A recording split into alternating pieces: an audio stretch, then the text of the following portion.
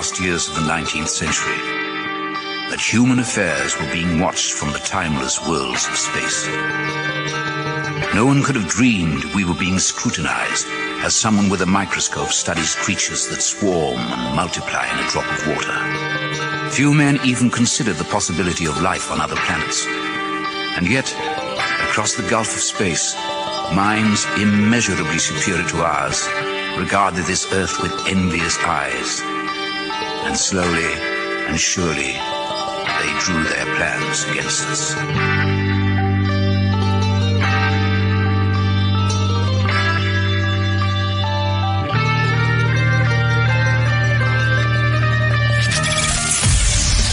Broadcasting live from a tiny studio somewhere in North America. This is Dark Matters Radio Live.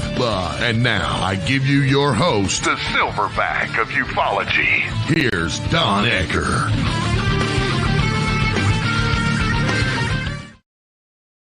Well, greetings, everybody. It's past the halfway mark of May. Good God, where is the time going? It's spilling right through the sluice. Let me tell you what. Lots been going on. As you may or may not know, several weeks ago, my computer that I do this show with, one morning decided to totally give up the ghost.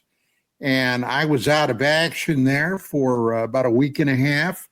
Had to get a new computer, had to get it set up, and I believe this is the first live show since that event. Now, here in sunny Southern California, we're having a real spate of beautiful weather, pretty warm, actually, pretty warm. And I've been looking forward to getting back on the saddle. So we're going to do a show tonight where we're going to examine some concepts that have been popping up in, actually all through life, all processes, but also with the UFO UAP arena.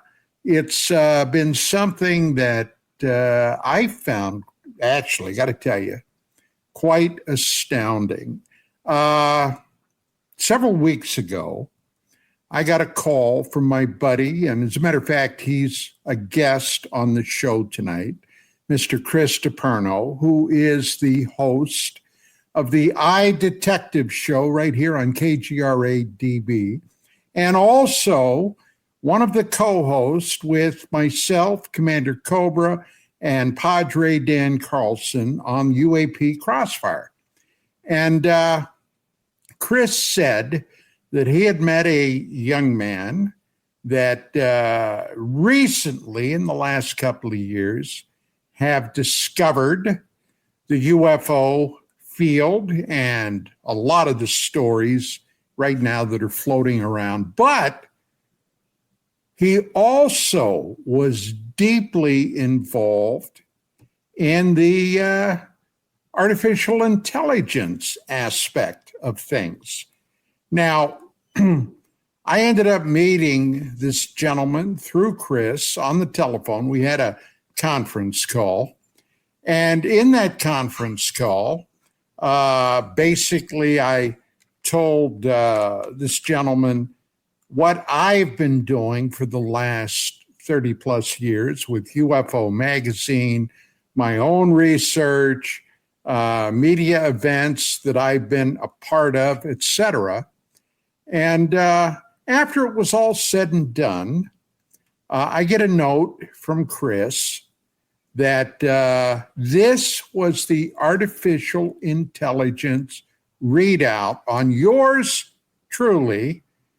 And I got to tell you, I was somewhat amazed. Well, hell, no, I was very amazed at all the information this thing picked up. So, subsequently, this gentleman, I sent him 2 papers that I wrote. Okay? One was on the Wilson Davis memo, You may or may not be familiar with that. If you're not, allow me to suggest look it up on the internet through your search engine. And another paper I wrote titled Disclosure, a Dangle Just Out of Reach. Well, this guy did an AI analysis on that. And good God, I got to tell you, I was more impressed than the actual documents that I wrote. It really went into it and dug around. So there's a lot there in that little bundle of information. AI, I've jokingly said in the past, and I'm probably out of 100%, about 60% sure that if you want to know anything about AI, artificial intelligence, all you got to do is go back and get a copy of James Cameron's first Terminator movie, The Terminator, from 1984. And by God, that'll tell you everything you want to know about AI, as far as I'm concerned. Might something like that ever happen? There's no telling. But enough of me rambling on. Let's get with the show. Joining me, as always, Mr. Mark Center and Mr. Gerry Kissell. And, ladies and gentlemen, I might add, today is Gerry's birthday. He, I think, just turned 12, but there's no guarantee any maturity came along with that. Happy birthday, I'm just Gerry. waiting for puberty. I'm waiting for puberty to kick in. Now, by the way, I wrote in the private chat that I suspect when I read, because I read what that said about you. I read the whole thing and I was like, I was wanting to publish it, what was said. But I do suspect that we should be worried when AI is saying nice shit about you. That's concerning. Yeah. Well, I didn't say anything about my connections to Skynet, but there's Skynet. no telling. What's this? Oh, I forgot to turn off my cell phone. Well, let me do that right now. That'll teach me, by God. Okay, let us bring on our guest, and that is, of course, Mr. Chris Deperno. Chris, welcome back, buddy. Hello, everybody. Thank you for having me on tonight. I'm looking forward to this. Always with you guys. It's a great, fun time. Well, it's a time, Chris. I don't know how much fun's there, but we always have fun, Don. We have a good time. Did you bring your own crayons tonight, Chris? Yes, I did. And they're over there on the side. I know you like to snack during the show. Yeah, well, it's a jarheads. You see, Chris was a Marine. Can't get alligator meat. We go after. And everybody knows Marines love to eat their crayons. So yes, they do. Favorite color is green. Green and green. Yeah, that's right. So what have you been up to, Chris? You were unfortunately missing in action last week on UAP Crossfire, but you've had some bang up killer shows on your show, I Detective, recently, haven't you? Yeah, we really went into a lot of stuff that normal people don't go into. We've taken on stuff like that terrorists watch is going on.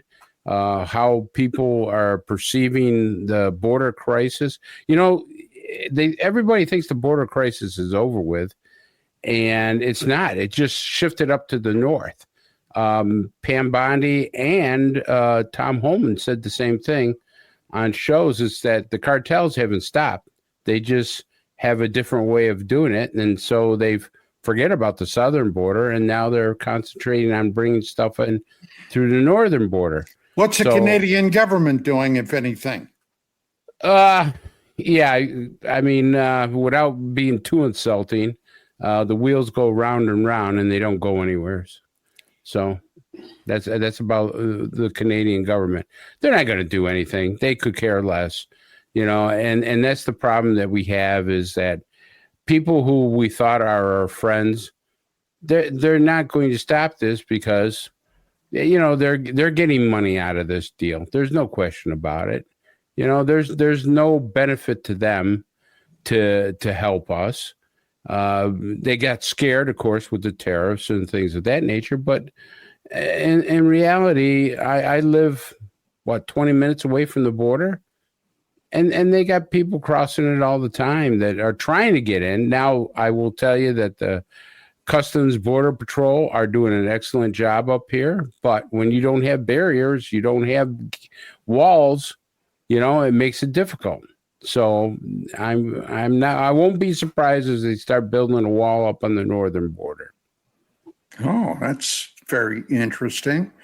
Okay, let's kind of slap around the concept of artificial intelligence. That's really taken on a life of its own. And I must be very, very honest. Until very recently, and when I say recently, I'm talking about literally the last 2-3 months, I, of course, was familiar with it, but I did not look into it deeply at all. Where did you come down on it? How deeply involved? Before this gentleman you introduced me to, before you basically met him, how much were you familiar with the whole concept of AI, Chris? Well, the thing that I started studying about AI was in three things. One, AI is being introduced into the medical field. So I was looking at that because they want to incorporate it with a machine. They actually have a machine now that can scan your entire body. They have one up in Buffalo. My friend went to it, and it's relatively cheap. The insurance won't cover it, but it's $2,000 to have your entire body scanned. And so they can detect anything that's wrong with your body. And then, of course, a machine like that slices your body in very thin pieces as far as picture taking. And it's almost impossible for the doctor. I mean, it takes God knows how long for the doctor to look at each slide. So they want to incorporate artificial intelligence to basically diagnose those scans that you take, which would be a big leap forward. I mean, we could catch things very early and be able to treat it or cure it with artificial intelligence, because you can put the information in and it could, at the speed of unbelievable speed, be able to diagnose things and then give you a treatment for that diagnosis. That's the wave of the future with that go.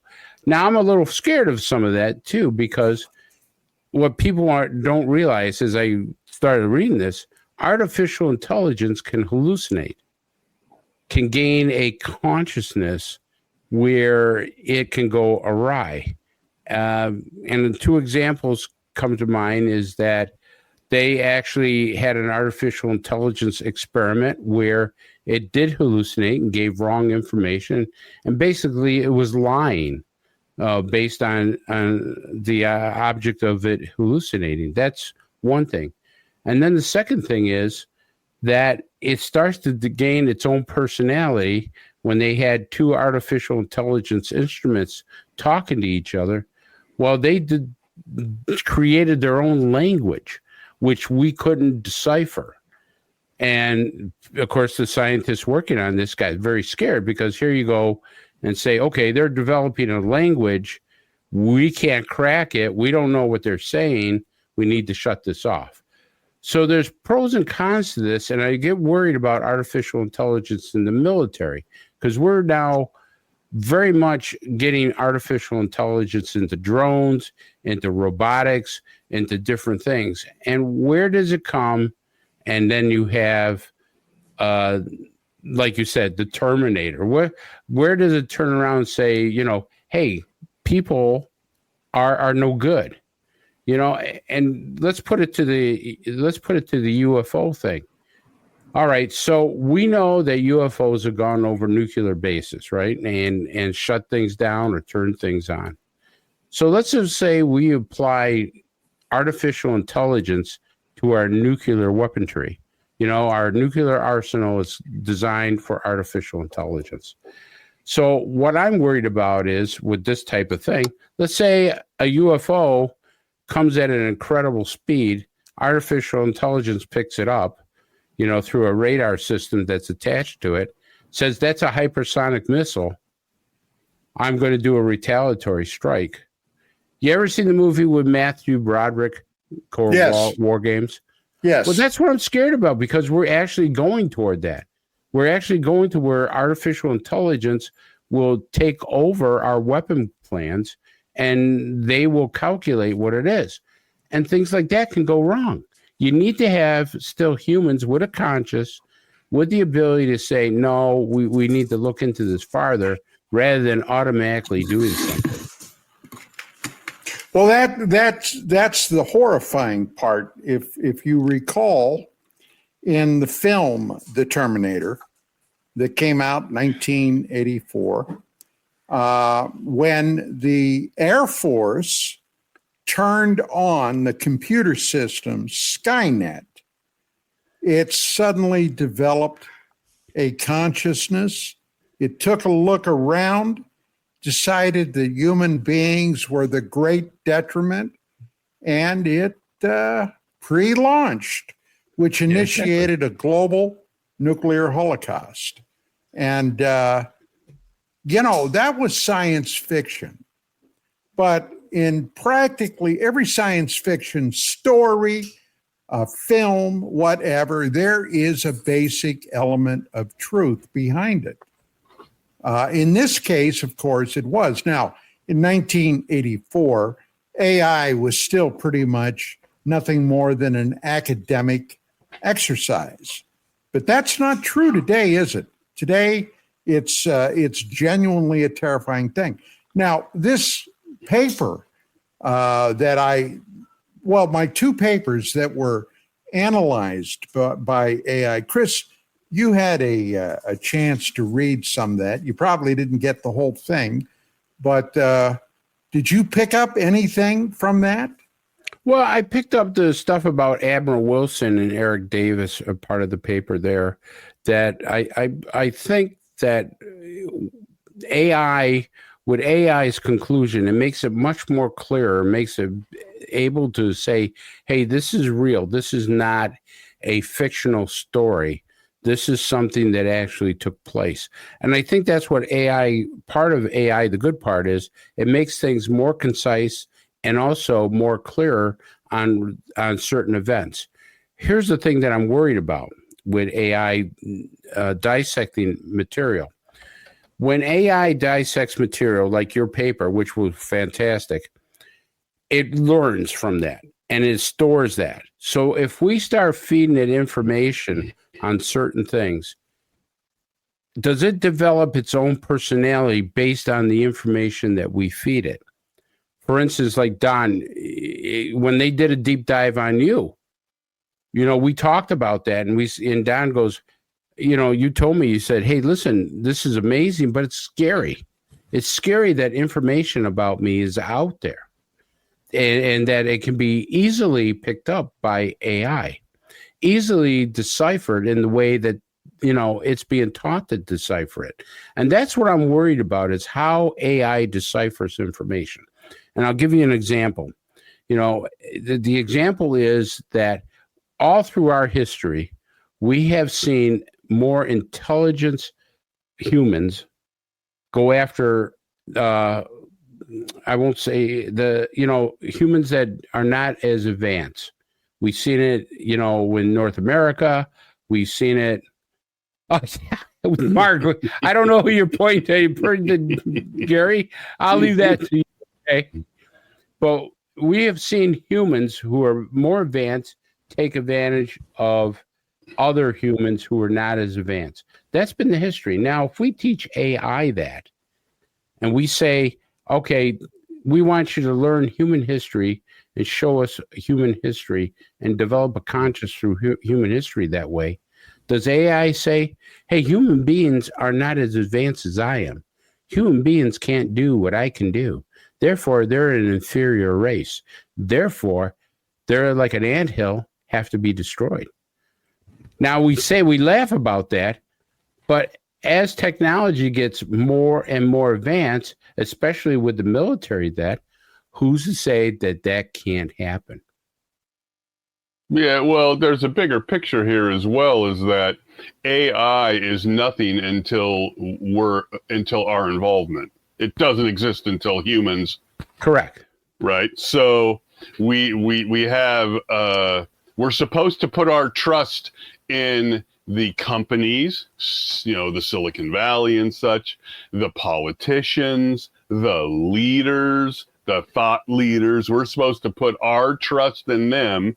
And of course, we have a real world example of this. You may have seen this, where Elton John just appeared because in the UK, and it's a shit show over there big time, they just decided that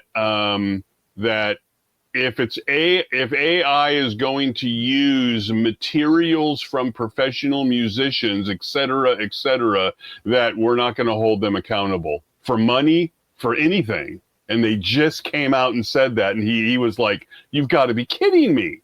You've got to be kidding me. So they're going to use our stuff and then create new stuff. And we can show lineage direct. And you're not going to, pay us for that or give us credit for that. No, we're not going to do that. So that's how the UK is deciding to deal with it. So basically, Mark, what you're saying that infallible people are trying to design an infallible apparatus, and it can't work because when you input stuff into a computer, like you say, there's nothing there until we put it in. Okay, but who's putting it in? What's their agenda that's putting in? What's their main goal? I mean, these are all the things that become scary. Chris. What's that? The reason you got to be concerned about that is we have people in government, in entertainment, and in technology that really would like to see the human race leave the planet. And yeah, they're very dark people. But I do want to make something clear, because this is something I talk about with a lot of the tech guys I deal with, that some of the things that we call AI is mislabeled. It's not really AI. It's basically high-level algorithmic software that good at collecting and collating and processing information. Whereas the AI we need to worry about is the stuff that Google uses behind the scenes. And Google is the scariest person to me, or group, dealing with AI, because I know they're fiddling with the real thing. And that's the AI that we need to be concerned about. A lot of this stuff we deal with, like the collection for Don's write-up, which was great, by the way. I wanted to publish it. It was so good on my Twitter account, share it with some of the UFO guys over there. But and I don't know if you feel okay with that, Don, yet, if that would be cool now that you know where it came from. But I like that it collected that information, that it could go that deep into information, find it, process it. And when I say process, that it reads it and puts it back out in a really well-written format. And it really was. That stuff doesn't scare me, though. It's the stuff that Google's working with behind the scenes with AI. Well, one of the big problems, all of this has to be programmed. Okay. Now we know, I know, and I'm sure you all know, for the last, especially 8 years. Okay. We saw what happened with big tech in the last 8 years. There was a distinctive and overt bias against the Republican side of the aisle. Yeah. And where did that come from? Well, it came from the people that programmed it, which were distinct and overt leftists. Okay, I'm sorry to bring that into this show, but this is that group of people in the Silicon Valley. Yeah. The fact is a fact. So the problem I have potentially with it is that there may very well be a bias in a lot of this, okay? Where I don't want a bias. I want it basically just laid out flat, be it black, white, whatever, okay? I just want to know what the actual numbers are. Do you guys agree with that? Well, Chris, shouldn't it work like this if you had adults at the helm? Is that while you're creating it, one of the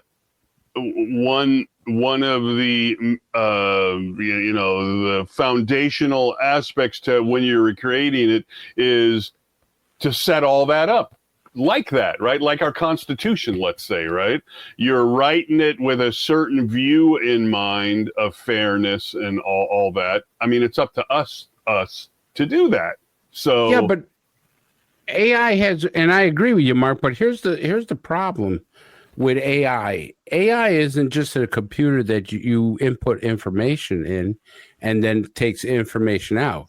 It develops its own information. It learns. It teaches itself. It develops almost.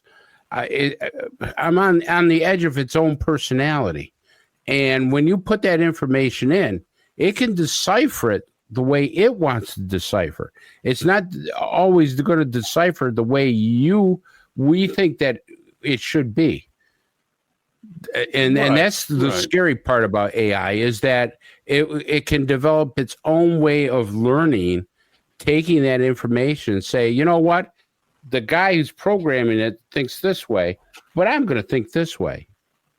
Yeah, and that's the problem. And then where does that cutoff point go where you say, okay, you're going into areas I don't want you to go. You're learning something that is not moral to my nature, that you could harm somebody. Well, conclusions. It's conclusions. You're coming up to conclusions that aren't part of our plan here. So have any of you guys, and I've done this, have any of you guys gone to, well, if you go to search engines, it's going to be algorithmic more than AI, as far as I understand. But that's what. But I think it's a misnomer calling it AI. Right. But regardless, there's probably AI in there. The tentacles are in there.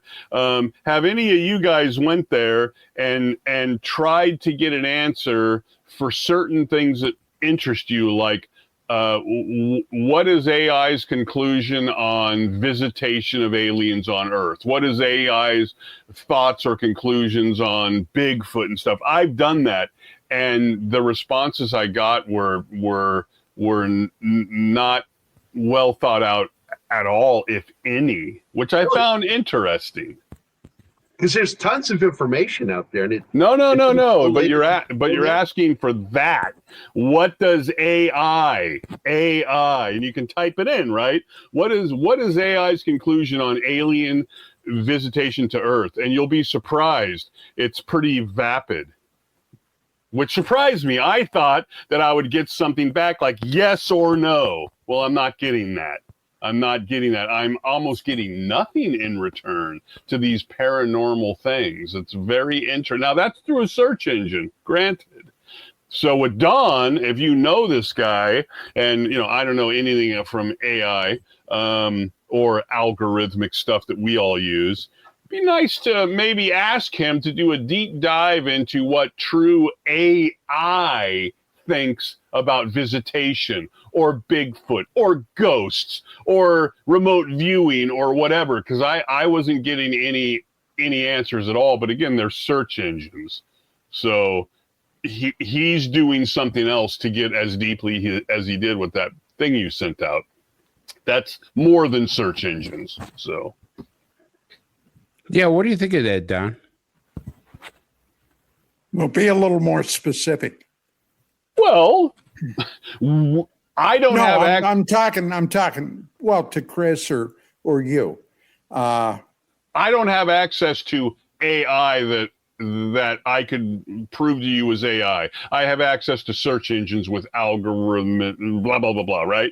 This guy, if he has access to AI, two totally different things. Yeah, which he does. Right. It would be interesting to start asking those huge questions about, humanity and yada, yada, yada, the stuff Sechin worked on, right? It would be interesting to find out, well, what does it have to say about this stuff? Well, we know that some of the earliest AI that was out there is at the University of Illinois, oddly not MIT. And of course, University of Illinois is best known from 2001: A Space Odyssey as the creator of HAL 9000. And they really do have an AI there, but they keep it locked up. It's not allowed to reach out and touch someone because they understand that as fantastic a tool as this can be, that it needs to be handled a certain way. But here's the problem. You got a lot of people, I'm just going to say it, assholes out there, like I brought up earlier, that work in this industry, that work directly with some of this technology, including at Google, that would love if humans went away, that we're the threat on this planet. We're the problem. We cause everything. These are the same crazy people who say we cause global warming, even though that's actually impossible. But they still believe that. Chris, what's your view of this? And now here's public statements. Elon Musk is a smart guy, right? That's part of the thing. His logo. He's on record saying that they use for Doge AI. Is he really using AI, or is he using algorithms that he would use through X or anything else to ferret through all of that information while they try to save money? Mark, I think he's actually using AI. And one of the things that he's done is that I think he's going to combine it with robotics, because if you've seen his new robot that he's been touting, that thing can do amazing things. They could dance. Yeah, I saw that. I mean, that. But here again, this is scary, because here's what bothers me about that. So you have a robotic thing that can act almost human. The only thing I haven't seen that robot do is talk. I mean, it can move faster, better than us. I mean, it can do things that we can't do. So then you combine it with AI to teach it. Now, here's the one thing that I worry about with AI. Can you hack into AI? Suppose AI can get hacked into and develop it or program it or influence it where it could hurt somebody. Now, I know that they have been working on what they call specific DNA viruses. I don't know if you ever heard of that, but the Chinese are looking to make genetic viruses that will go after, infect certain ethnic groups. So if let's say you are Italian and they make a virus that is such that it will only affect Italians, right? Now, using AI... You're talking about genetic diseases. Right. Yeah. It's a genetic virus. The Chinese are using it, developing it as a weapon. They're weaponizing it. And if that's the case, using AI, they can alter a virus using AI to be able to genetically alter it to the point where it can affect only certain people. So can you imagine using that AI to do that? Can you imagine hacking into an AI to give you false information on certain things? Like, for instance, if you hacked into it and gave it AI saying, don't respond to anything militarily that we send over, like missiles and stuff. Because we know that computers can be hacked into. Why can't AI be hacked into? Well, the one thing you got to make sure of, and I think this is one thing that's been stressed in the technology arena, the sciences, which is dealing with computer sciences. And that AI needs to always be in a controlled setting and never have direct contact to the outside world because of threats like that. The AI itself isn't a threat until it becomes something that's made into a threat. And that's where I think my concern is, which is it's the same with nuclear energy. Nuclear energy is just fine unless that nuclear material is in the hands of someone you don't want to have control of it. Then it becomes a threat. Like Iran? And, yeah, like Iran.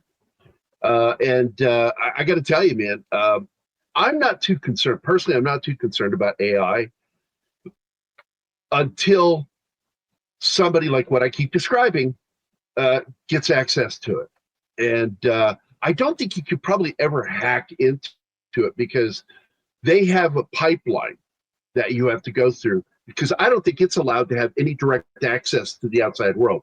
It has access to other things that have access to the outside world, but no direct access. And as long as they maintain that security, there's no chance of that. But yeah, but Gerry, who's to say when you got to be worried about? Right, but who's to say that somebody does? I mean, there's no laws, there's no restrictions to say you can't put AI out there. It's already on the internet. I mean, their AI is creating songs, like Mark was saying. It's creating songs, it's creating movies, it's creating people. Well, what it's doing is it's recreating something. It's not creating it from scratch. It's because I work with that stuff as a producer. And I see what it does. And this is what's leading to some of the potential lawsuits coming up with what they call AI, which it's not. It's collecting all this. It's got a huge database of music, voices, and instruments and everything. And it can actually take that and turn it into something. Well, it's yeah, not creating it from nothing. Well, right, but we do the same thing. If you're a drummer, guitar player, or whatever, you're just stealing and reappropriating everything you've heard and learned. It's doing the same thing. So it is actually creating music the same way that we do. There's nothing new under the sun. So it's just, but we also, because people who are musicians that have not listened to a lot of bands have still created some wonderful music because it's something that occurs. Music is math, and a lot of people who do music tend to understand the mathematics of music.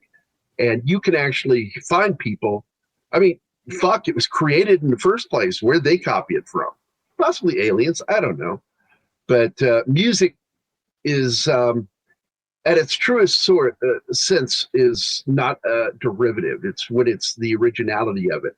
And if you ask AI to do that right now, it can't do that. It cannot create something from itself. And we can. Well, having not listened to something, you can still figure it out.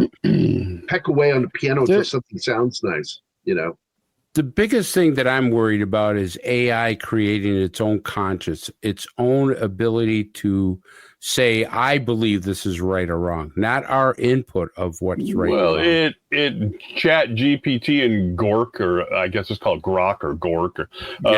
It's already doing that, because you've seen, if you haven't, you should go on to the YouTube and go look at it, where guys talk to it and start to ask these questions and try to send it in a certain direction. And my God, the stuff it comes back with, it's like, wait a minute about, death and morals, ethics and things. And you can get it to lie. Right. Not that hard. And that's scary part, because they're building drones. I just saw an article that's been put out that they got a new U.S. Air Force drone that's going to be completely AI. Yep. So, I mean, I look back, and I hate to say this, but there was a movie called Stealth, and it had Jamie Foxx and stuff, where you build an AI and it just decides, hey, I'm going to pick my targets. Well, that's just it. It lacks moral concern. It lacks compassion and empathy. What's the line from Terminator 2? It'll never stop. You can't negotiate with it. It's just got this thing it's going to do, and it's going to do it until you're dead. And that's, once again, built into it. That's something put into it, because you guys brought that up at the beginning. And it's the dangers are really who's handling it. That's where I've always been concerned, that these people need to be completely vetted. before they Right. get anywhere Now, close to now touching AI. you did. But who bring- watches the birds? There Okay. you go. Now that is a that's a line taken from Space Above and Beyond, Right. where in Great that show, by the way. in that universe, okay, human beings created the silicates. In other words, android creatures Just like the That- Cylons. Yep. rebelled, okay, Yep. and they conducted a tremendously devastating guerrilla war against humans. They were finally driven off the Earth into space, and as a result, human beings began artificially gestating human beings through a cloning type process. And they were born at age 18 and then went through a rushed course of acclimating them to human beings. And one of the characters in there that was one of these tanks, that was their nickname. They That was their called them nickname, tanks. Tanks. I love that. Yeah. One of the tanks said, "Well, who tells the birds what to do?"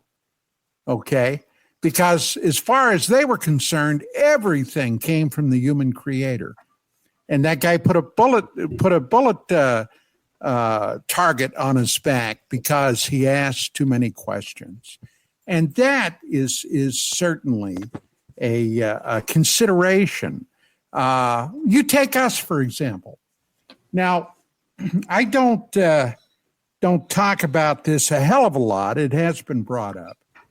But when I broke two very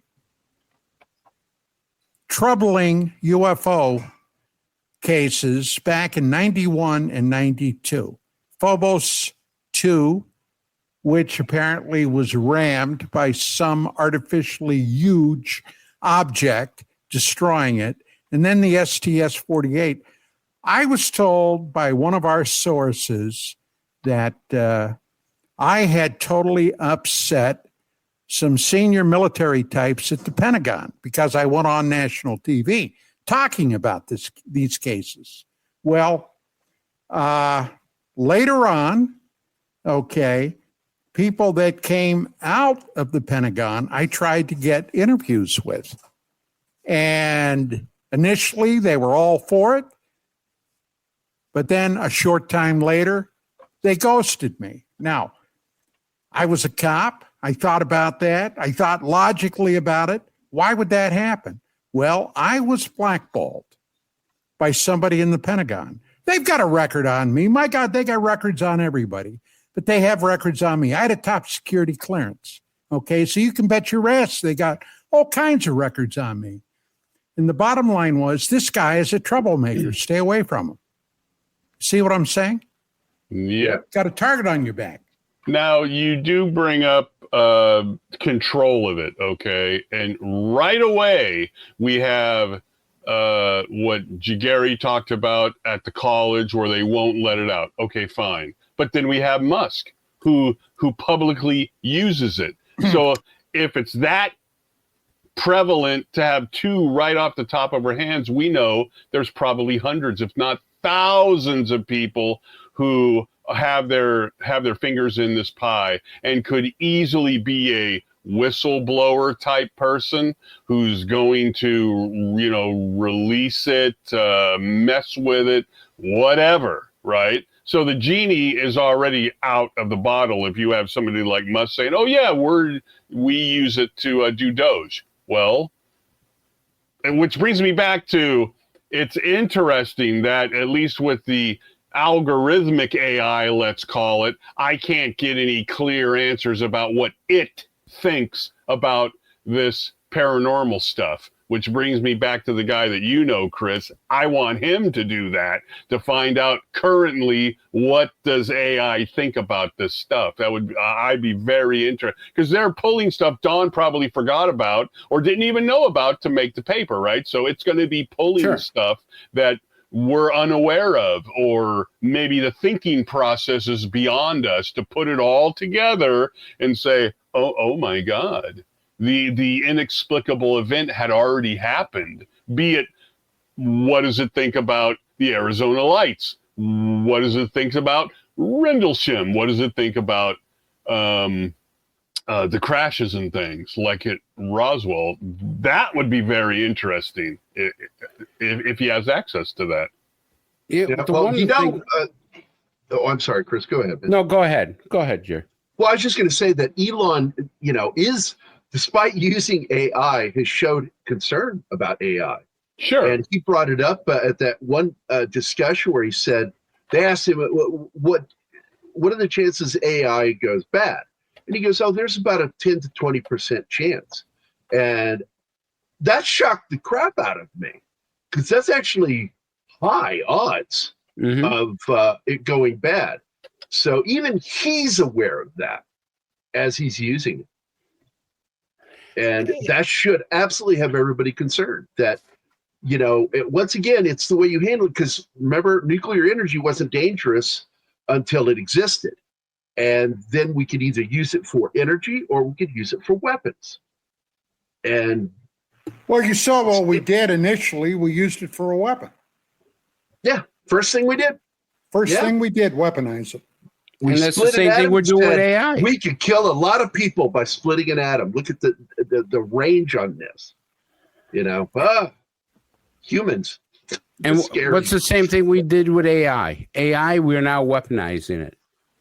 Absolutely. And one thing I pointed out in my paper on disclosure, and we always kind of way back in the rear of our mind, we've got the hidden idea. Well, if push comes to shove, by God, we've got nukes, okay? We've got all kinds of nukes. We've got thousands of nukes if push came to shove. But the UFO UAP phenomena showed us that they have apparently ultimate control of the nukes, whether we use them or not. Now, that's something I got to say that I've been very, very curious about for years now, going back at least 15 years or more. Iran has been racing and racing to develop a nuclear warhead. Okay, they want one desperately. And what have they said they would do with it if they got it? They would use it on Israel. India, Pakistan just came very close just a couple of weeks ago. They were battling tooth and nail. They both have nuclear weapons. Now, my question is, and I say this partially tongue-in-cheek, do the alien overlords, would they allow that to happen? I like to just say that is possible, Don, because I've taken a really interesting stance about aliens. I don't think they're here for the benefit of mankind. You get all this talk about, they're walking among us, they're here, and everybody's going, they're great, they're going to do this for us, they're going to do fit. They've been here for a very long time, just like what the X-Files says, Mr. Mulder, they've been here for a very long time, and they haven't done squat. They haven't done anything for the human race, They look at us like we're a bunch of pork chops. They go, we're not going to do anything with these guys. And so the matter is, there's, Don, we have looked at the ufology field with rose-colored glasses because we talk about the Anunnakis making us into slaves. That's not a good thing. We talk about them abducting people. That's not a good thing. There's nothing that they've done that I could say, wow, that's really great. They steal, allegedly steal babies in the middle of the night from pregnant women. Where is that anything good? I can't wrap my head around people who say, it's so wonderful that there's another race out there that no, they ain't doing squat for us. I'm sorry to take, but after investigating ufology as much as I did, I'd rather they go back to their own pan and leave us alone. I don't see any good that they're going to do. Again, based on what Dawn sent us, boy, my head's just swimming in it. The cattle mutilations. Now, Dawn did work on that. How did work on that? But based on what that was able to pull out about Dawn and not esoteric stuff, but stuff that we've forgotten about. I mean, there's a laundry list. The collider. What's it really doing? HARP. What's it really doing? All of this stuff where if this is true and based on what Dawn sent out, it's like, well, let's start pulling that stuff out and see where it goes, right? Because it could bring up some stuff. It's like, oh my God, I didn't even put those together. I had no idea. This sounds like the worst kind of a science fiction movie, but I'm sure I said this on this show in the past, but about 15, maybe even 20 years ago. Okay. Like always, I get up usually in the wee hours of the morning between 5:30 a.m., wander out to the kitchen, get a cup of coffee, come over, sit down, turn on my cell phone, maybe turn on my little portable radio to hear what outrageous thing happened the night before, right? And I did this one morning, and when Vicky came out about 7:00, she got her cup, sat down, and I looked at her and I said, "You ain't gonna believe this." And she looked at me, "What?" Well, I told her whatever outrageous news story, and I don't even recall now what the hell it was. But I said, "Vicky, honest to God, I think we slipped into an alternate dimension." Okay, now that was kind of a throwaway remark until I started thinking about the hydrocon, the thing in CERN, okay? The collider? The particle accelerator. The collider. They shoot atomic particles at each other. They were at the time looking for the God particle and all this other business, which I have no idea what a God particle is. But these things hit. They even formed mini black holes. Well, what if they punched through a dimension and that dimension bled into this dimension? And if you believe anything about places like Skinwalker Ranch, people alleging that they've seen entities crawling through holes in space, jumping down on the ground and running off. Is that possible? I have no idea. But I'm not nearly as skeptical about that today as I would have been then. Well, some people say that we're living in a matrix. Exactly. And some people say that there's so many dimensions that, Don, you and I in another dimension would be presidents of the United States. And then in another dimension, we'd be behind bars. And then in another dimension, we'd be garbage collectors. I mean, the idea of us being in several different places at one time, through dimensional theory, I mean, people just can't wrap their head around it. And this is one of the problems we have with disclosure. They have brought in Hal Puthoff and a couple other people. I watched the interview with Hal Puthoff. It was absolutely fascinating. And when they brought Hal Puthoff in and some other minds, I mean, very, very genius people, they said, okay, let's give you a hypothetical situation. Quantum of Strangeness. Okay. Right. One of Gary Beckham's books talks about that very thing, Chris. Mm-hmm. You need to get a copy of this. I will. What they did is they said, okay, give us pros and cons on a hypothetical situation of disclosure. Let's say, for instance, we're being visited, and this is what they were actually alluding to. Let's say we're being visited by other civilizations, and what would be the pros and what would be the cons? And the cons really outweighed the pros, and they went into everything like the banking system, they thought the banking system would collapse, that the religion would collapse, that the monetary system would collapse, that all these things that these geniuses were saying. And so after all this, instead of saying, hey, we need to have disclosure, the consensus was, I don't think it's a good idea. Well, I'm here to tell you, from my standpoint, in all the years I've been banging my head against the wall on this business, disclosure, that ship sailed a long time ago, about 1947 or thereabout. Okay? Because whatever it was they discovered, they made the decision this can never be released to the public, ever. And let me tell you, when I get into this crazy damn milieu of bullshit, one of the things I did was I took a deep dive into the history of it.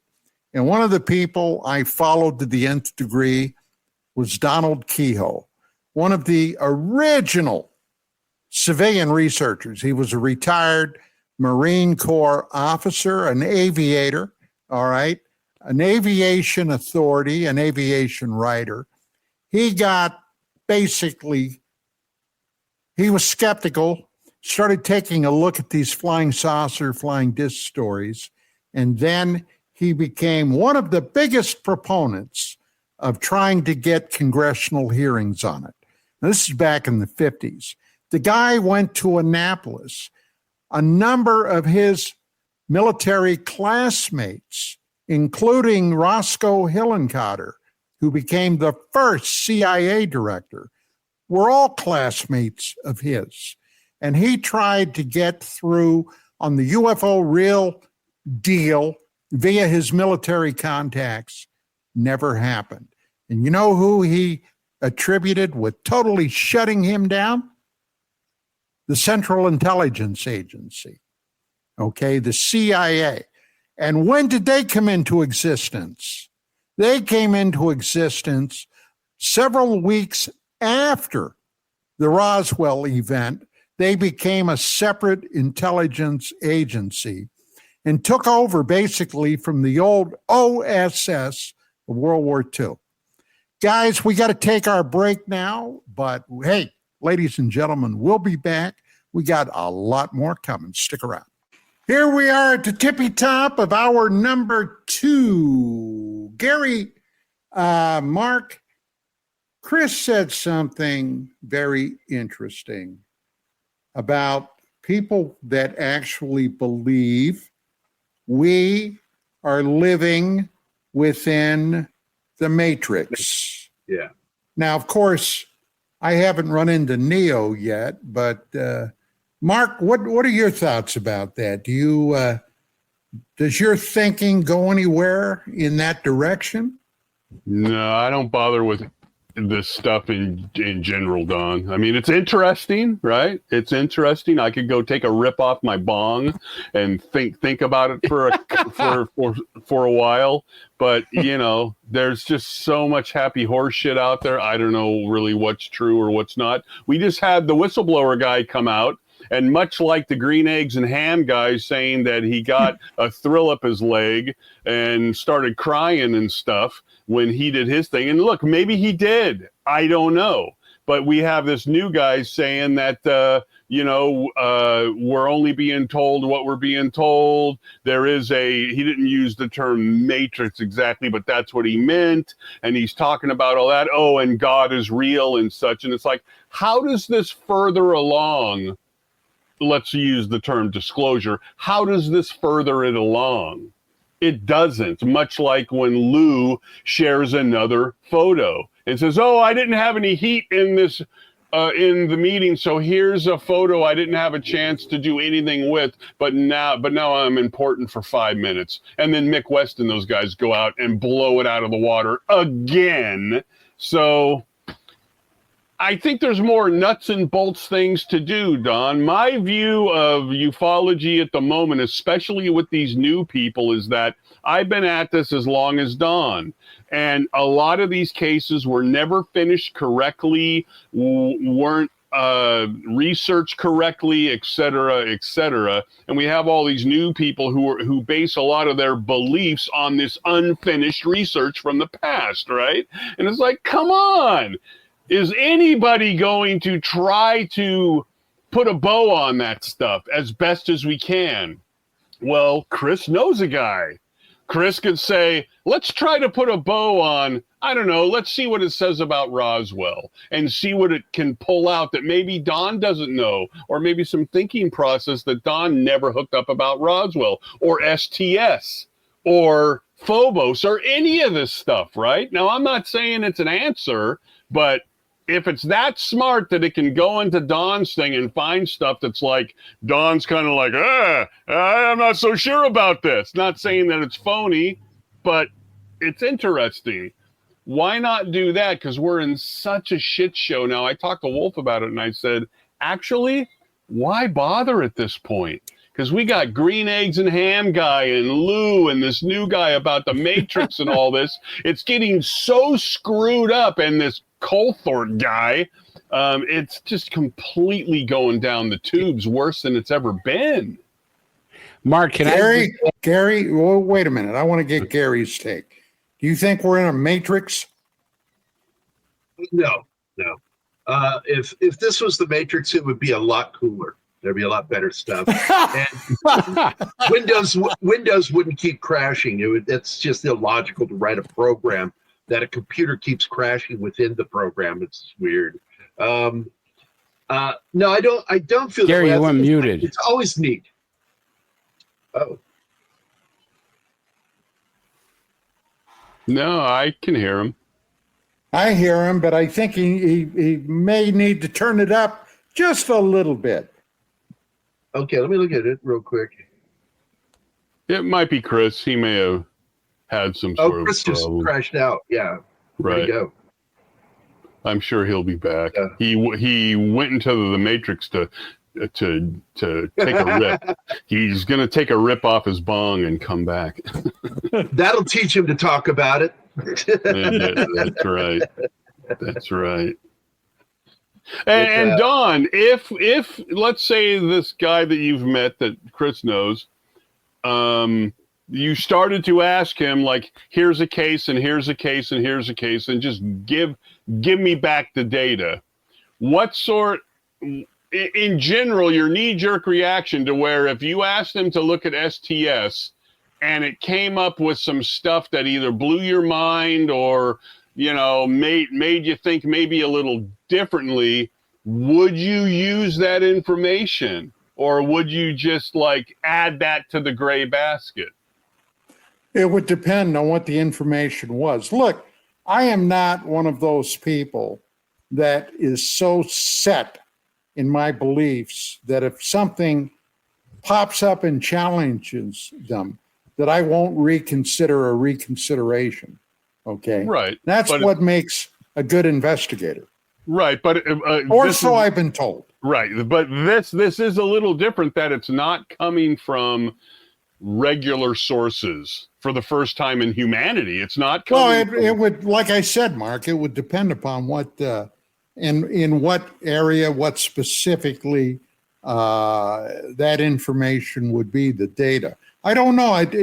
It's a hypothetical, and I kind of hesitate to jump into hypotheticals. Yeah, I don't know if it's hypothetical, because just like I saw on YouTube, if you're clever on how you ask Chat GPT and the other one questions, you can get it to lie to you specifically and make stuff up. So I'm kind of the mind. Well, that's a very troubling aspect of this. Right. So then if you asked it to look at the Arizona lights and the other thing that went on that night, would it be worth the time even to try to go through it with a comb and try to pull stuff out, knowing that there could be shenanigans here? It's problematic. Yeah. Yeah, I got lost here for a second, but I just wanted to piggyback on what Mark is saying. Mark, I agree with you. And I think one of the things in ufology, I would just want to go back to your answer, what you were talking about with the Matrix and everything else. Ufology was becoming an actual study. People weren't making money off of it. They did it for the love of trying to find out the question. Ufology is now becoming entertainment. Oh, yeah. We start seeing, and when you start putting entertainment to a study like this, people are going to try to get the bigger and better story all the way around. And this is why some of this stuff that's coming out by whistleblowers or other people, you kind of say to yourself, what? He's saying what? And this is where one wants to top the other. We saw that with guys who said, I was a space fighter and I was a super soldier and I went after the blue chicken and, Corey Good. Yeah, well, I didn't want to say his name, but there we go. But there's no indication that any of this happened. And this is the problem. We are now looking at people who are taking ufology to entertainment, and it's really ruining the field. Absolutely. Well, I'll tell you guys a little something, and it does not reflect well on MUFON.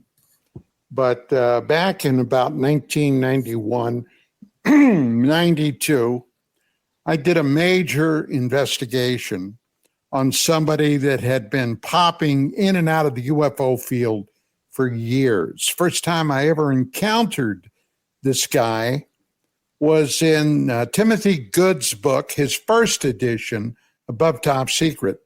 The man's name, the man's name in the book was Mel Noel, Guy Kirkwood, Noel Bryce Cornwall. Now, his real name was Noel Bryce Cornwall. In Timothy Good's book, it was Mel Noel. And when I met him, it was Guy Kirkwood. Now, who the hell was that? Well, this was a guy that from the late 50s through the 60s claimed to be a former U.S. Air Force pilot. Specifically, he flew F-86 Sabre jets, all right? And his story was long and vast. But to condense it down, he claimed to have been based in a secret Air Force facility in Utah in the 50s, and they would send his squadron up to hunt UFOs when they popped up on radar, to photograph them, chase them, all this kind of business. Well, along about the late 60s, okay, a guy that I later met, his name was Don Dornan, was a Look magazine reporter and photographer. And how did I happen to run into him? Well, back in the 60s, we later on had a congressman here in Southern California by the name of Bob Dornan. And Bob Dornan had been a Super Sabre pilot for real, okay, bona fide, verified, the whole schmear.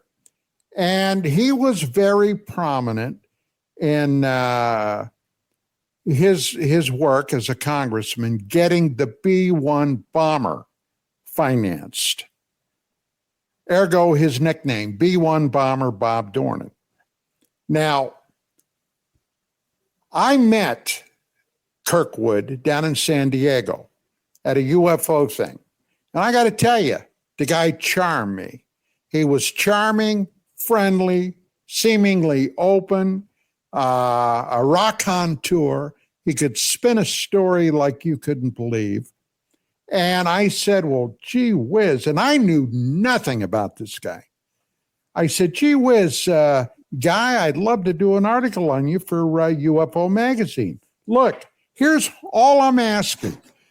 Come on out to the offices, bring me a copy of your military discharge papers, your DD-214. Okay, Don, no problem. Well, a year came and went. Never heard more from him. Then one night, okay, my phone at home starts ringing off the hook. And I answered it, and it was at the time, a very well-known Bailey, excuse me a second. Bailey is getting into little Joey's, Bailey's getting into little Joey's food bowl. So anyway, Fritz Krohn called me up. He had just seen Guy Kirkwood on one of those 5-night-a-week strip shows doing UFO stuff with Linda Moulton Howe. And boy, did he fill my head about this guy was a BS artist from the get-go, going back to the 60s. In the 60s, he had been exposed, blah, blah, blah. But by this time, okay, close to 25, almost 30 years had passed. So Guy resurfaced. Well, I said, well, that's interesting. I'm going to investigate him. Well, I did, and I did a deep dive, and I ended up finding out about this incident that happened in the 60s where Look magazine, which at the time was a huge, big periodical, okay, was doing a story on this guy and some other people. So I tracked down where Dornan was, called him up, told him who I was. We met for lunch, and he brought me out a briefcase filled with photographs and documents from this thing that he had been involved in back in the 60s. Well, boy, that really gave me a place to jump into it. And ultimately, okay, I had the article ready to go. Quotes, documents, photographs, you name it, I had it. So I called Guy Kirkwood up. And I said, Guy, I've got this expose on you ready to go. Now, I'm inviting you to come out. I will let you take a look at it before we go to print. And all you have to do is bring me out your DD-214 to show me you were a pilot, and I'll axe the thing right there. Well, I got to give him credit for one thing. He showed up and came in, no DD-214. He read my article, looked at the photographs, then he got up without saying a word, walked out the door. Well, I ran it. Well, let me tell you what. Then I got hate from various corners of the UFO field because Guy was such a great guy. One of the guys that attacked me was a UFO researcher by the name of Bill Hamilton. Okay. And we at that time, the UFO field, had a UFO BBS service coming out of Canada. All right. Run by a fellow by the name of Earl Bruce Knapp. Now, Earl has since passed on. But at that time, that was the place to go. And Hamilton went up there and attacked me. Well, it took me 3, maybe even 4 times confronting him to find out what his beef was. Where did I go wrong? Well, I finally backed him into a corner, and he said, well, you got his middle name wrong. That was his proof that I screwed up the expose. And I told him, I said, Jesus, Bill, I said, for God's sakes, with a guy with that many names, how the hell would you know if you got something wrong? But I didn't, okay? I didn't get it wrong. Well, you know, some people you can lead that horse to the water creek, but if he don't want to drink, he won't. So about 2-3 years later, L.A. MUFON, right here in sunny Southern California. I get a call at UFO Magazine. Don, you're not going to believe it. What? Guess who L.A. MUFON's having come in and give a lecture? Who? Guy Kirkwood. And I said, you got to be kidding me. So I called up the L.A. MUFON guy, who at that time was a man by the name of Don Waldrop, who later moved to Florida. And I believe he later on, I believe he passed. But anyway, I got him on the phone. And his line was, well, we got to get paying people to fill the seats to keep MUFON going. In other words, we will sell our integrity for $10 an ass to fill our chairs. And that, ladies and gentlemen, is scientific ufology in a nutshell. I talked to Wolf about that back in the old days, and it had to do with you, Don. And I asked him, this was during the alien autopsy stuff, and I put in a lot of time on that. And Wolf was honest, and he said, look, they don't want Don. They don't want you. They want Michael Horn to talk about Palladians and show cool videos, right? And that's what they want. They want cool stories. They want engagement, and they want to sell the tickets. And they want the fantasy and not reality. And well, as a company, I understand that, right? Because if you're not going to do this for free, because I do events and stuff at my house, and I don't charge a cent. And it's like, well, I'm doing it because I want to do it and maybe make a difference and blah, blah, blah, blah, blah. But that's not why they're there. They're there because they got to pay the church or wherever they were having it at that point. They have a bottom line. Even if it's not a very big bottom line, they still have to meet that bottom line. So, yeah. And don't we see that everywhere now? Don't we see it everywhere where we want to see green eggs and ham, and we want to talk about the Matrix, and we want to do all this other stuff? While flat earth people say that every one of Musk's attempts to get through the firmament, which is the clear dome above earth, has made them explode. And any of them that don't explode are CGI.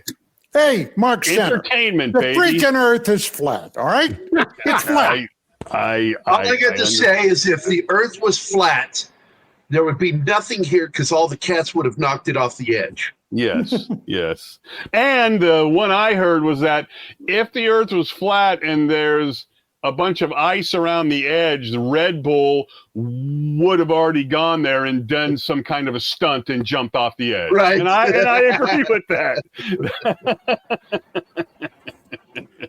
I completely agree with it. So do we think that properly used AI, which is a mouthful, could be used to sort some of the stuff out, both historically and currently? Do we think? Well, this is something that just got brought up in a group that I'm in, that history is potentially being rewritten by AI. And we have to be cautious how much AI we allow to be published, because of the fact that they are rewriting actual history. I'm more worried about if they alter our history. AI begins to alter our history, to put it in a different direction that we want it to go into. I mean, this is the thing that bothers me about artificial intelligence, is that we're going to depend on it so much that do we become slaves to that? Well, that's one thing that Elon Musk was talking about, that so many jobs are going to be redundant because of AI. Well, take your stuff like, for instance, doctors. You go to a specialist, to a doctor, and you hope the doctor has enough knowledge and gains enough experience that whatever you have wrong with you, he can diagnose and knows how to treat. Right. Now you bring AI into it, and the doctor goes, hey, I don't have to study anymore. I don't have to learn new techniques. I don't have to do this, because AI will now do the stuff that I had to put my mind to it. You're talking about idiocracy right now. I'm talking about some very scary stuff because look how stupid society becomes because of everything is done for us in that movie. So I thought that was actually clever. Aren't we already there? And now I don't know anything about this, to be honest, but aren't we kind of already there when they fly by the stick jets and stuff like that, where you can put basically anybody there and it's flying all by itself and you have your little joystick there? Is that an example of old school technology that will then be sort of taken over by the AI brain then, where you just, okay, let's take off, let's land? Yeah. I mean, that's a concern. Mankind won't be able to, or won't want to learn, to gain knowledge, to use our own minds to create and to learn and to be able to build. And we'll become, I really truly believe that we will become slaves to AI in the near future. Yeah, exactly. I mean, years ago, we didn't have that stuff to be able to tell us. We had to decipher it ourselves. We had to use payphones or go to a house and use a telephone. Now we have computer systems that are just like the people who landed on the moon. The computer systems in our cell phones are just as powerful as what we had with the astronauts.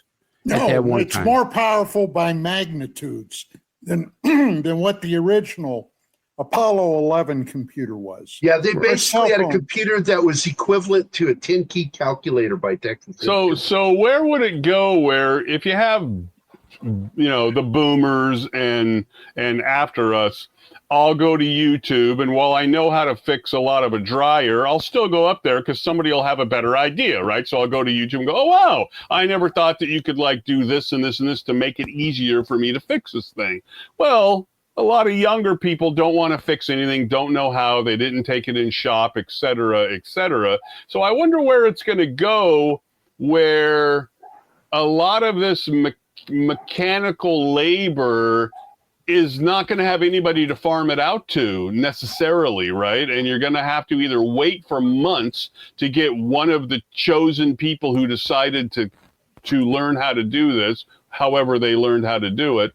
But we are lazy, and the cell phones are making us lazier and lazier. So in 30 or 40 years, if you have your washer and refrigerator and all this stuff and it needs work on it, I wonder who's going to be doing that. Because a lot, the younger kids aren't learning how to do this. And even if they went to YouTube, they wouldn't understand it. I saw the new, what's that film where the people think they're going to die and they see the premonition and then they end up to die? It's a brand new one. It's a whole IP. I know the film you're doing. Right. So I go see that great scene in there, Don, where it takes place in the 90s.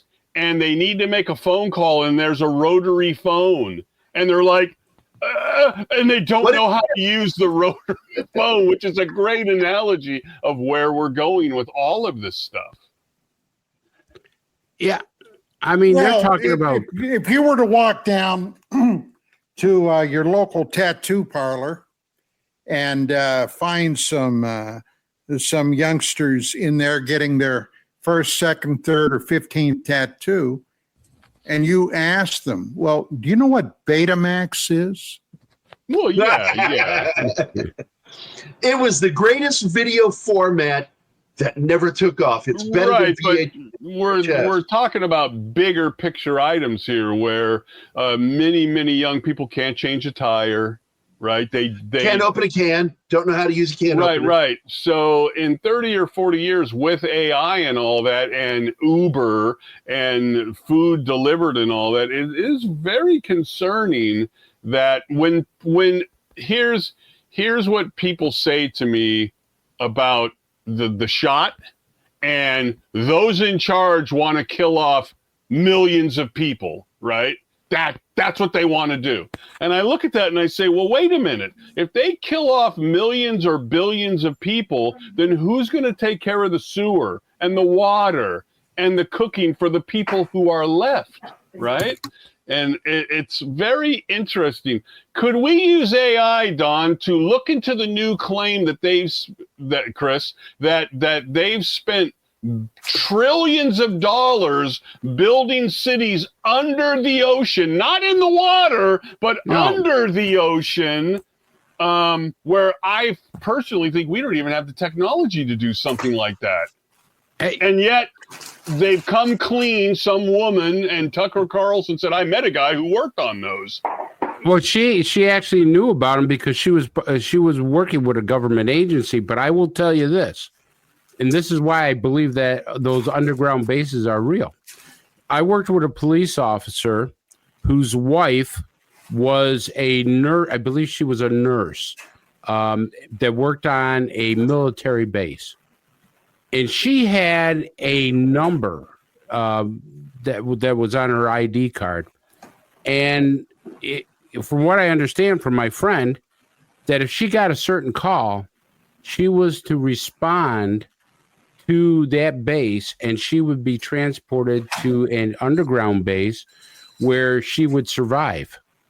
They had this back years ago when they thought nuclear war was very, very much going to happen in some respect, that they wanted to keep, people safe, but they couldn't get everybody safe. So they had a select a bunch of people that were given. Now, this is a police officer who has no reason to lie to me. We were very much good friends, and the conversation wasn't anything but, we were talking about this, and my wife does this and stuff like that. And I just sat there shocked. And this was back in the 80s. So she would have been considered a national security asset. What exactly did she do? She was a nurse. Did she specialize? She was just a regular nurse from what I understand. Well, they're going to need a certain contingent of nursing. But my question is this. I do believe that there's underground bases. Absolutely. However, do you think we have the technology to go underground in the ocean and gain access to those for hundreds of thousands of people, much like Lear said on the moon? There's 50 million people who are living on the dark side of the moon. It's that kind of thinking. No, I don't think we have the technology to go down, hundreds of feet or a mile in the ocean and then do all of this work underneath the bottom of the ocean and build all this stuff. I don't see where you can. Well, Mark, I just don't know, because here's what just came out not that long ago with the director of science and technology for the White House. What did he just say? And we have the ability to manage and manipulate time and space. Right. And then what did he say? He says distance is now annihilated. We can annihilate distance. Right. And that's an interesting thing to say. And then what's been the media response to this? Nothing. Silence. Nothing. Of course. Because they cannot talk about anything by this sitting president in a positive way. Oh, this is fascinating. What kind of, are we talking about folding space? What are we talking about here? Are we talking about tearing a fabric in time and space itself and moving through that? What are we talking about? Because this is serious shit. And nobody's talking about it. Could it be something as simple as a troll? Because especially this administration, is he trolling them? Asses off. They're trolling constantly. So since independent journalists don't even seem to be interested in that statement, it made big waves at first, and then crickets. Gone. Hey, it's just like when David Grush was testifying at Congress. And Chris and I have talked about this a dozen times. Murders. And he was asked, has anybody ever been killed in the pursuit of this? Yes. Not one follow-up question. Not one. Right. In other words, in pursuit of the UFO UAP phenomena, people have died, have been murdered. And, you know, I had, as a matter of fact, just this past weekend, I had somebody ask me about my disclosure document. And I had put in there about the National Security Act. See, three things happened immediately following Roswell. The Army Air Force was ripped away from the Army, became the U.S. Air Force. The Central Intelligence Agency came into existence.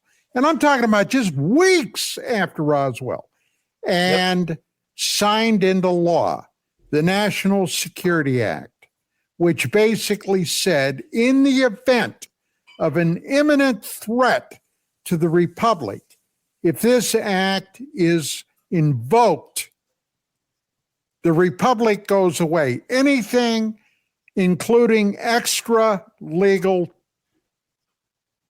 issues, can be done. Now, what do I mean by extra legal? Premeditated murder. If somebody is deemed a threat to national security under that act, they can take that guy out, and it's perfectly legal. Now, what's that tell you? That They're murder serious. Yeah. They're serious.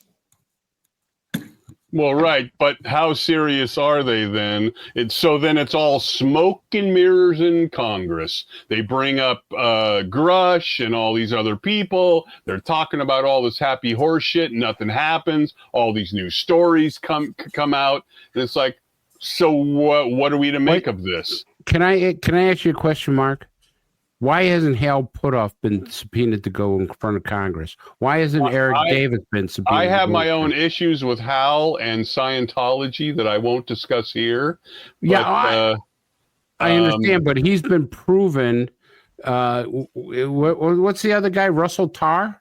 Yeah, Russell Tarr, yeah. Hal Puthoff. None of these guys have ever spoken in Congress. Now, whether you agree with Hal or not, you know that some of the stuff he's worked on has actually worked. You know, he's worked with Pat Price. He's worked with Ingo Swann. He's worked with this one on the Stargate program. Now, the thing is, you got Eric Davis. You got others, scientists. Russell Tarr is another one. You got these scientists that have never talked in front of Congress. Yeah, I don't have an answer there. I would ask Hal this. Hey, Hal, you're a believer in remote viewing. I'm not saying it's not real. I'm not saying it's, I don't know. But he's got a background in that. Hey, Hal, why don't you go do some simple scientific tests and not align yourself with the government or anybody else and prove it? Go ahead. It ain't that hard, Hal. It ain't that hard. And yet they're unwilling to do this. Well, I don't see Congress going saying, hey, you're going to be subpoenaed to come in front of Congress. You know what, Kit Green, you're going to be subpoenaed to come in front of Congress. You know, Travis Taylor, you're going to come and speak in front of Congress, and we're going to pick your brains of the stuff that you worked on. Not any scientists. They bring up two guys who were in intelligence, one with the naval intelligence at one meeting. I laughed so hard when he said, we don't have the technology to blow up this picture or to stop it to get a good picture. But we got satellites that can read license plates, but here in Congress, we don't have the technology to make this picture clear or whatever. That's garbage and stuff. Again, what if they were called to Congress based on what you've already seen? Do you really think they're going to do any good? Really? It's better than hearing from people who said, I talked to this guy who said he saw a picture, and I talked to this guy who claims he was over at this crash. Right. That's all third hand. You know, I wanted the people who are directly involved. I don't want to hear somebody say, geez, I talked to so-and-so, and so-and-so said he read the document. I want the person who made the document. So if it's covered in an SAP, they can't. Okay, even if you're a whistleblower, if you believe what Don, his right, but you can go into a skiff and tell these people from Congress. Oh, you mean like Greer? I'm just saying. I'm just saying, Greer gets called out to black sites every other Saturday, and he's called into skiffs every other Monday. So, see, if you really want to make push this forward, I talked to I forget his name, Don's friend, who's the rocket guy. Brandenburg? Right. I talked to him and I said, why do we need the CIA's involvement or Congress's involvement or any of these people's involvement on some of this stuff? We don't. Do it yourself. Right. You make a valid point on that. Do it yourself. Putov could do it himself. And yet they don't. And that's the $1 million mystery, Mark, because you're right about that. Why don't they do it themselves? Why doesn't these people come out? Or have they been threatened? Or have they been told that you can never release this? Or is it so diabolical and nefarious that they know that they can't release it? Well, right, but when you're talking about remote viewing, it's already out there. That stuff is already out there. So they're not being told to shut up about that. So set up a proper test and prove it. Prove it. I don't need to hear what somebody says about Mars 1 million years ago. I need to know that you can find a toy Pee Wee Herman doll in Newark, New Jersey, and another guy in Washington, and another guy in Texas. So come on, do it. Okay, why aren't they doing it? So I have no clue. And that's the problem. We don't have a clue because all these scientists shut up. They're not coming out themselves, and nobody in Congress wants to hear from them. And that's why I think Don's paper is right on the money that we're never going to see disclosure. There's certain things, even with remote viewing, they're not going to tell you because they got such fine secrets, and maybe some nefarious, and maybe some people died over it, that they can't let it out. Okay, it's just very interesting that not even Putov, just a regular person says, you know what, I'm going to set up this test, and here's what the protocols are. Let's find out what happens. It's very interesting that the nuts and bolts don't seem to be done on a lot of this stuff. Well, here's the other thing, and it's not often discussed, but I'm going to give you a section from the government playbook, okay? And that section reads like this. They depend mightily on the passage of time and people. You know, there was a time 25, 30 years ago when Colonel Gordon Cooper, one of the original Mercury 7 astronauts, was alive and talking. Cooper went before the United Nations talking about UFO situations. A lot of stuff there. Mm-hmm. But what happened?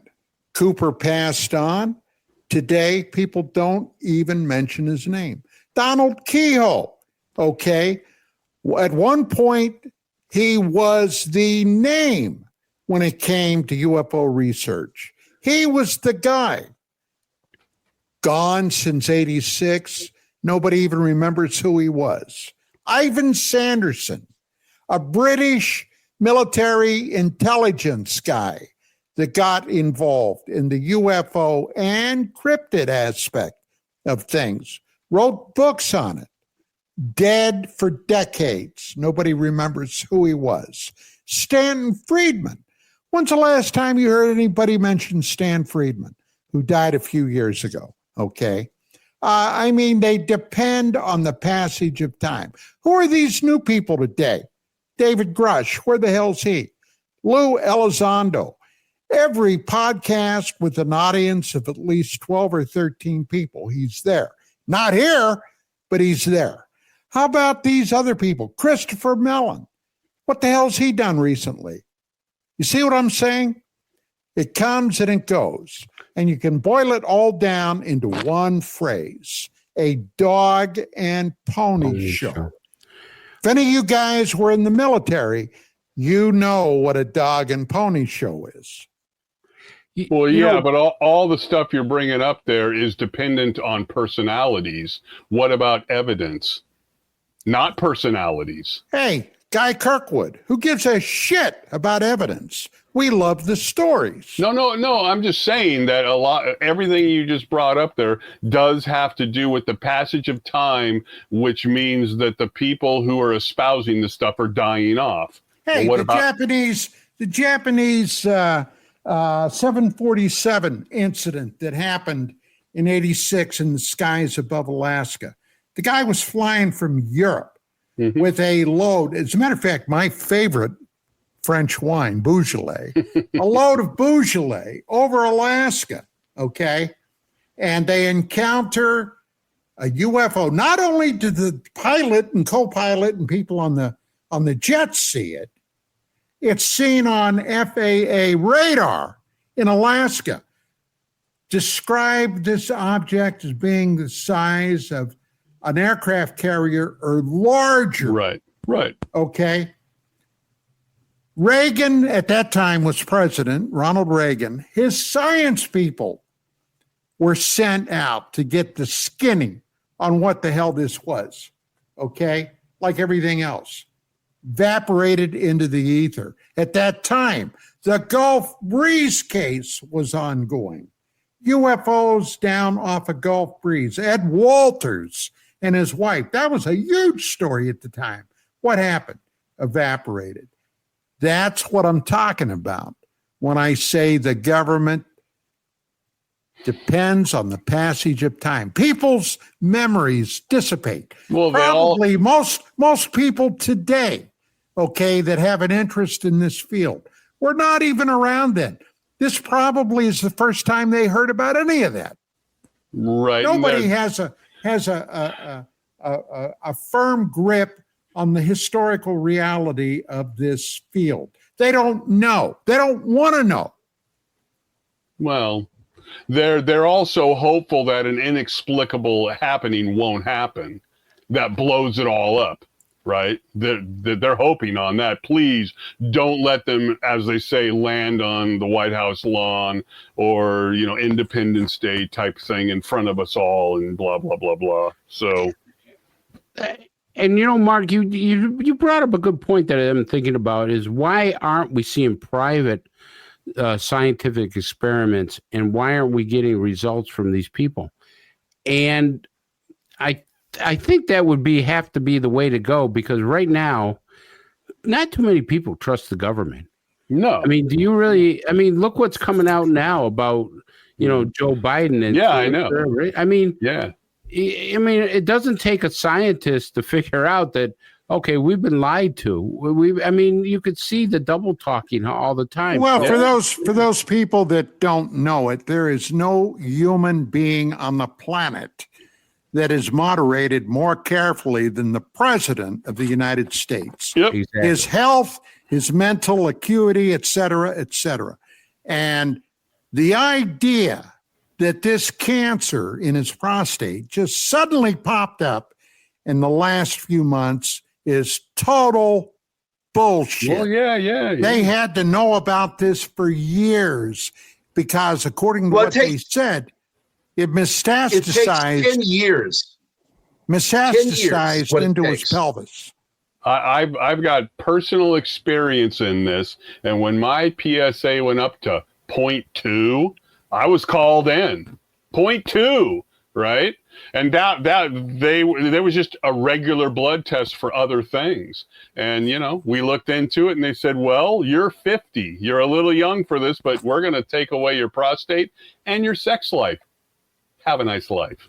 So for them to say this, not to get into the politics too much, but it looked to me to be they were looking for a opportunity to let this out, like a little safe zone, but then those hair tapes got released and he's very sick. When it's a Gleason 9, I'm sorry, the clock stopped ticking. So yeah, we're just being screwed with here. So I think Gerry was just saying that it takes 10 years to move into the bones, 9 months ago, he was given an all clear. He was in Right. great health. The president Right. is just top of his game. He's running circles around everybody. Right. And this is just goes to say, it's all bullshit that we hear from the government when it comes to ufology, because they can't be. They have the lowest rating of credibility that they've ever had in Congress.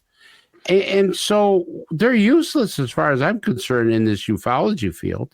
Right. That's why I say that the Congress thing and all, it's a dog and pony. Who cares? I mean, an interesting example is this.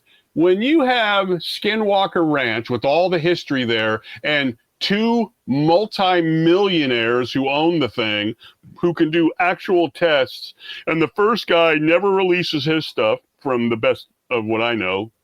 The second guy turns it into this stupid freaking show where it's completely inconsistent and, you know, all over the map of the bullshit that they're doing there. There's a good example of what the problem is. If they actually wanted to do research and science there, Chris, they could. They have the money. They have the money to do the research there, and yet they don't want to do that. They don't want to do that.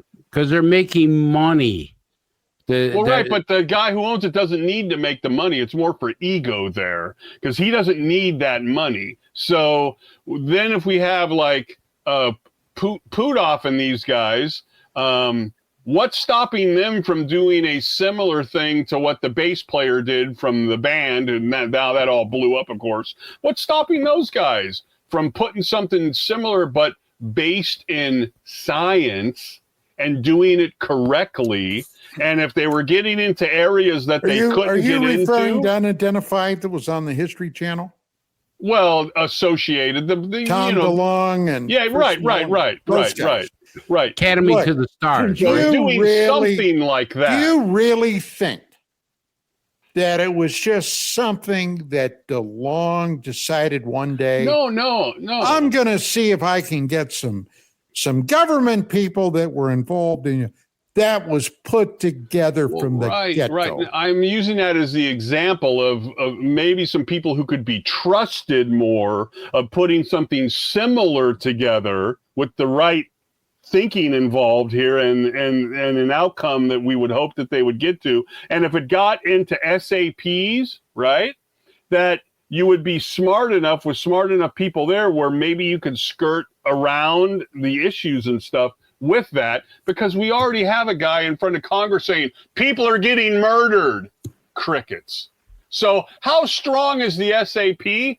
I don't know. I assume it's very strong, but not strong enough to keep a guy from saying on TV, people are being murdered because of this, and there's no follow-up. Oh, we need to go into a skiff with Greer, and we can tell you. Come on. Yeah, and the thing is that I'm sure that these guys, when they start working for the government, they're signing non-disclosures. They're being told that anything that you put out there has to be verified and checked with us, or you're going to go to jail. And so they win every way. This has become, I hate to say it, but ufology has become a big entertainment show. You know, we've created movies around ufology. We've created television shows. We've created all kinds of other stuff where serious ufology investigations have gone right down the crapper, as far as I'm concerned. And you're surprised? No, I'm not surprised. Well, again, but we could have a step in the right direction with remote viewing. That's, you know, some people with a little bit of money could actually try to come up with some usable information there, repeatable information there, right? All through our history. You can't do science without being able to repeat things. Well, right. If you can't get a repeat, it's you don't know what you're dealing with, and you can't prove anything. Right. It's all theoretical until somewhat proven. So are we in a matrix? I don't give a shit. I got a life. I got stuff to My do life in the sucks, backyard. and it will end, and it won't matter. I got a bunch of movies to watch. I got good food to track down. I mean, I got girls at the beach to stare at. I got all this other stuff to do. How is the Matrix affecting me? I don't know. Did it take my prostate? Maybe. I don't know. Maybe. Well, all I know is if we can create an organization for oversight, we need to create one called the IMWP, which ensures that for every episode of this show, that Mark is wearing pants.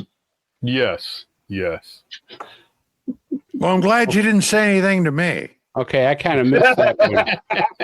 I kind of missed that one. I think I'm kind of glad about that. Anyway, it looks like we got a minute, Don, so let's check out. Actually, less than a minute.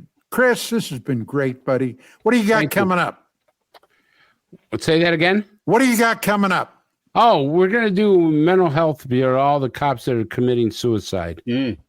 So we're really going to do a 3-part series because people, of course, nobody wants to know about it, but several police officers. Very important stuff, man. This is all on the left for doing this, too. Yeah. They are the ones who helped cause this. Yep. Okay, gang. Well, that is basically it for this week. As always, Gerry, Mark, thank you guys so much. And audience, hang in there. We promise to keep banging on this door until we see it either going to open or they're going to drop a big rock on us. Either way, we should be around. Chris, thank you so much. And remember Thursday, UAP Crossfire beginning at 5 p.m. Nick Pope. Pacific, 8 Eastern time. Yeah, Nick Pope is going to grace us with a whole hour on our 2-hour show. We'll see you then. God bless Bye, guys. Sam and Dean Winchester. Live long and prosper.